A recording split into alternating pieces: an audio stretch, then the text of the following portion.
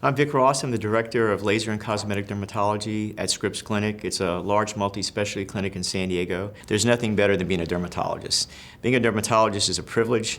I'm always amazed it wasn't something I sort of set out to do, but when you looked at all the other specialty options, I think it was kind of good fortune that I kind of fell into dermatology. So Silform X is a unique radiofrequency microneedling device. So radiofrequency microneedling involves taking small needles, usually an array of needles, and they're inserted for about anywhere from 20 to 500 milliseconds, and they deliver heat. That heat generates new collagen and new elastic tissue.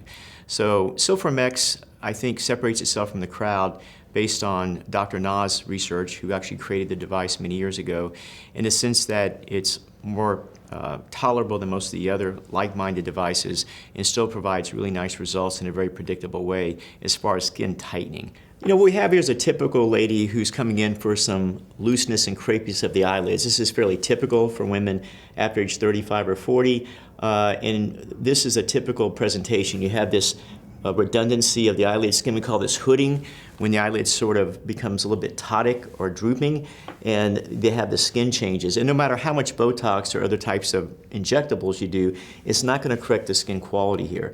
But the big advantage of Silform X compared to other technologies, for example, let's say this lady said, I really want a great result in one treatment. Well, we would have to do something like laser resurfacing. The problem with that is a patient would have a big open wound for 5 to 10 days.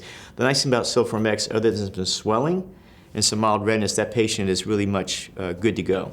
My message to my patients is that I just try to do the best I can with every patient. I try to apply science, but I think what we try to do every day in our practice is bring the best options for our patients, keep the prices reasonable, and just not do things when it's not appropriate.